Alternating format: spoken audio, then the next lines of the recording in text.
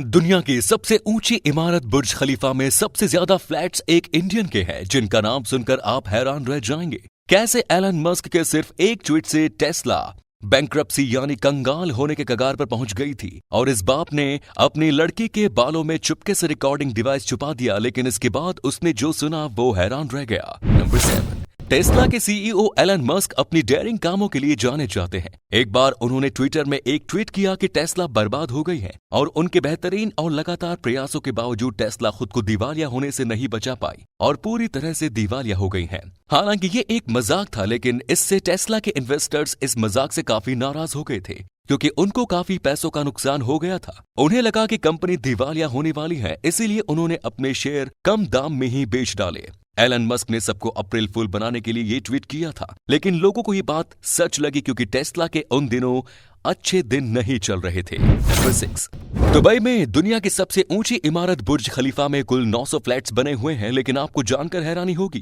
कि इसमें सबसे ज्यादा फ्लैट्स एक भारतीय ने खरीद रखे हैं। ये है केरल के बिजनेसमैन जॉर्ज वी नेरियापाराम्बिल, जो एक समय मैकेनिक हुआ करते थे, लेकिन अब बुर्ज खलीफा के 900 फ्लैटों में से 22 इनके हैं। इनका कहना है कि ये अभी और फ्लैट्स खरीदेंगे। मजे की बात यह है कि जॉर्ज के एक रिश्तेदार ने एक बार उनसे मजाक में कहा था, ये बुर्ज खलीफा तुम देख रहे हो, यहाँ तुम्हारी एंट्री भी नहीं हो सकती।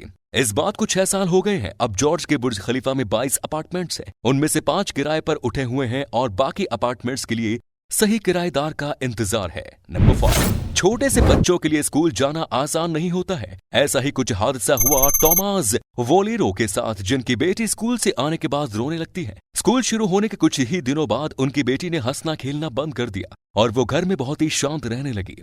अब थॉमस को स्कूल में कुछ तो गड़बड़ लग रही थी। इससे पता लगाने के लिए थॉमस ने अपनी बेटी के बालों में एक छोटी सी हियरिंग डिवाइस लगा दी और फिर उसे स्कूल भेज दिया। उसके बाद जो थॉमस ने सुना उसके होश ही उड़ गए। थॉमस ने सुना कि स्कूल टीचर उसकी बच्ची और दूसरे स्कूलों पे बहुत चिल्लाती और बुरा व्यवहार करती थी, जिससे उसकी बच्ची के मेंटल हेल्थ पर बहुत बुरा असर पड़ रहा था।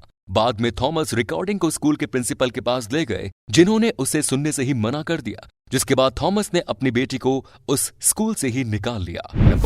मुंबई के इस लड़के ने अपने ही माँ बाप पर उसकी इजाजत के बगैर उसे पैदा करने का आरोप लगाकर उनके खिलाफ कानूनी कार्रवाई कर दी।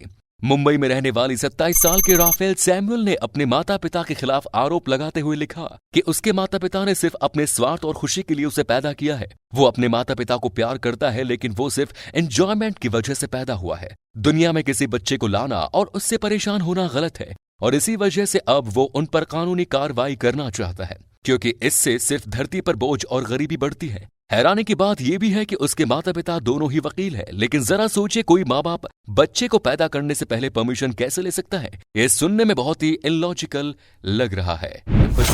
एक 30 साल की महिला नताशा डेमकिना के पास कुदरती एक्सरे विजन है। नताशा अपनी आंखों की मदद से शरीर के अंदर देख सकती है और बीमारियों को पहचान सकती है। नताशा अपनी आंखों का कमाल दिखाकर अब तक लंदन, न्यूयॉर्क और जापान के डॉक्टरों और वैज्ञानिकों की मदद कर चुकी है। डॉक्टर्स को हैरानी तब ज्यादा हुई जब नताशा ने कहा कि वो केवल फोटो देखकर ही बीमारी पहचान सकती है।